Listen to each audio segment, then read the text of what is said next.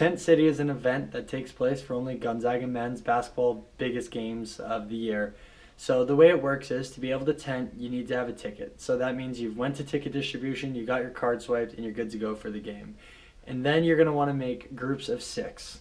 And 6 is the max, but you can also have less than 6. You have 4 people or 3, but it's usually best to have 6 people because that's going to give you the best chance. So what happens is on Wednesday at 12:15, your group's going to spread around campus in a bunch of various random places and hope that you guess the correct location. So when your group spreads out around campus to try to guess the spot that is the tweet, you're going to want to have a piece of paper that's signed by all your group members, and it's a safety form and everything, and those will be available in CSI, and you'll see them in emails about where to have them. So make sure you have those papers. Kennelboard's going to send a tweet out on Twitter at our Twitter account, and it's going to say a location like the front steps of Hemmingson or outside Hemmingson or something like that. And then we're going to pop out there with a clipboard and sticky notes and collect everyone's papers.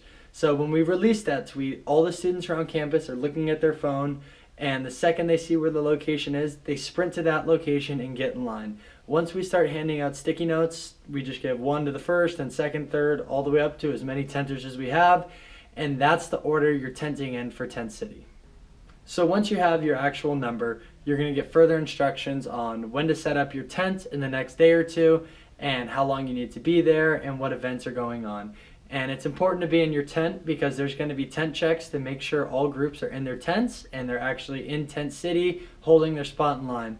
So you want to make sure you always have at least one person in your tent at all times, or your tent could be kicked out. If somebody says tent 42 and nobody's in tent 42, then your tent will be kicked out and put in the back of Tent City. But we're pretty lenient on it, so we'll really check Tent City to make sure you're there. So if you hear us yelling your tent number, make sure you say you're here. Once you have your Tent City number from your sticky note that you got and you hand out Kennelboard your piece of paper, that's the order you're going to be going into the game. So if you have tent number 1, you're going to be the first tent to get in the games. Tent 2, second group, and then third tent, and so on all the way up.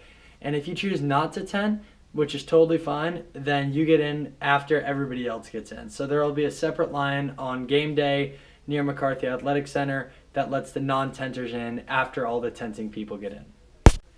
Tent City will have you spend the night through the night, so you'll wake up the next morning, go to class, have someone else take your shift or whatever you need. And then at a certain time, usually about 2 or 3 hours before game time, Tent City will end, you go home, you change, you get all your Zag Spirit clothes on, and then you come back to the game. The way you're going to get into the game then is there's going to be a line that starts about near the backstop on the Mulligan turf field, and it's going to be tent 1's in the front, then tent 2, then all the way up to tent 180 or how many ever tents there are.